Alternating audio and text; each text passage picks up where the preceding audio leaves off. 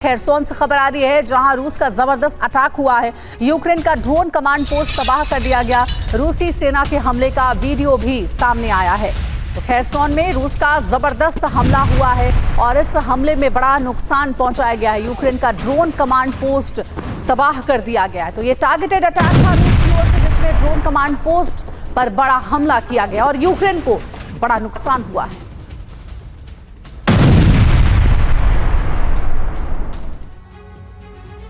Benjamin Netanyahu Gaza संहार पर अड़े हुए हैं, लेकिन अब उनकी ये जिद इजराइल पर भारी पड़ सकती है। दरअसल अब तक आईडीएफ के ईरानी प्रॉक्सी को बड़ी आसानी से टारगेट करता था, लेकिन उसके रास्ते में तुर्की दीवार की तरह खड़ा होने वाला है।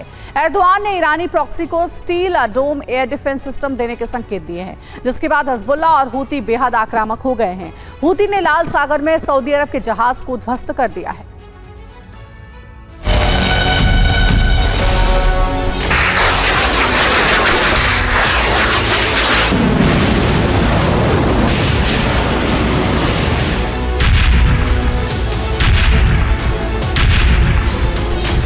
ये इजराइल के आयरन डोम डिफेंस सिस्टम का कवच है, जो दुश्मनों के बीच उसे सुरक्षित रखता है।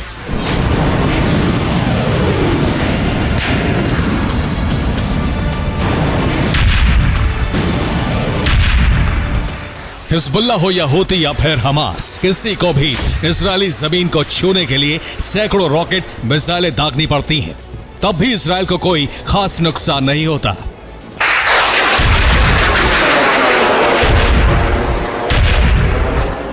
जबकि इजराइल जब चाहे तब ईरानी प्रॉक्सी को दहलाता है, उनके ठिकानों पर बारूदी जलजला ला देता है।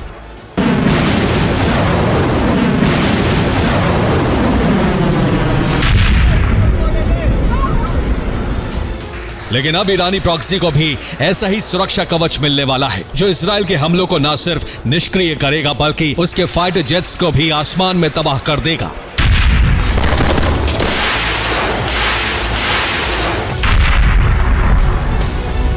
ईरानी प्रॉक्सी को यह कवच तुर्की से मिल सकता है।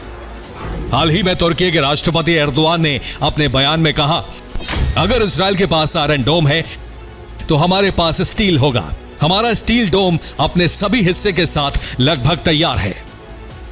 दरअसल तुर्की अपने नए स्टील डोम सिस्टम पर काम कर रहा है। तुर्की का दावा है कि यह दुनिया का सबसे एडवांस्ड डिफेंस सिस्टम होगा।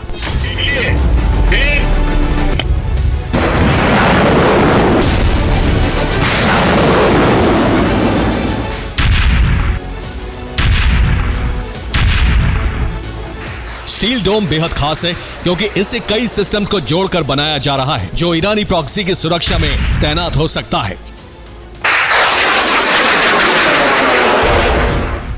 एर्दोआन के स्टील डोम पर दिए बयान को ईरानी प्रॉक्सी से जोड़कर देखा जा रहा है।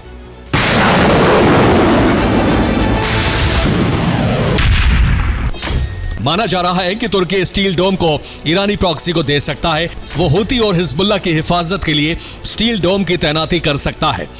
हाल ही में तुर्की और ईरान की स्टील डोम को लेकर डील की खबरें भी आई थी। अगर ऐसा होता है तो यह इजराइल के लिए सबसे बड़ा संकट होगा, क्योंकि अभी तक इजरायली फाइटर जेट मन मुताबिक ईरानी प्रॉक्सी के ठिकानों को राख बना देते थे।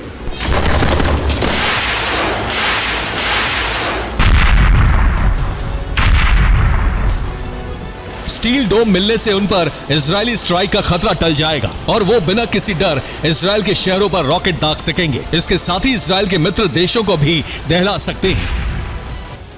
तुर्की नेटो का सदस्य है। ऐसे में सवाल है कि तुर्की ईरानी प्रॉक्सी की मदद कर क्या हासिल करना चाहता है।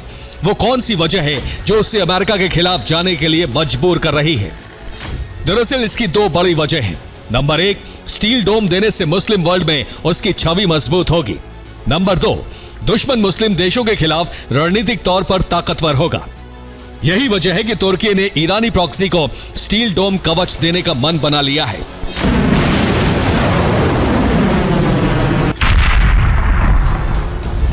एर्दोआन के इस बयान से उत्साहित हूती ने लाल सागर में अमेरिका समर्थित अरब देशों को निशाना बनाना शुरू कर दिया है। बीते 24 घंटे में हूती ने 2 जहाजों को बैलिस्टिक मिसाइलों से डुबो दिया।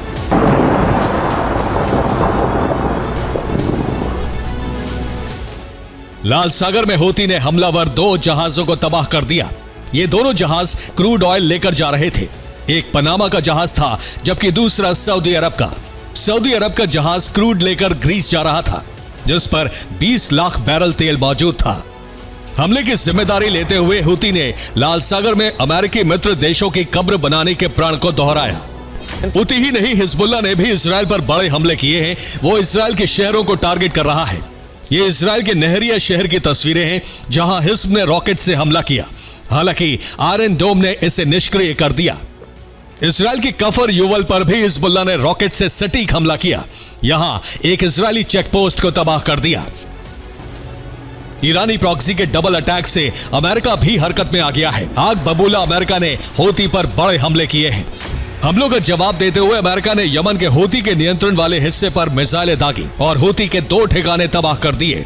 साफ है, तुर्की के ऐलान ने जहां ईरानी प्रॉक्सी को नई संजीवनी दे दी है, वहीं इजराइल के लिए खतरे का अलार्म बजा दिया है। यानी आने वाले दिनों में बेंजामिन नेतन्याहू की गाजा संहार की जिद उन्हें महंगी पड़ सकती है। Bureau report, TV9 Bharatvarsh.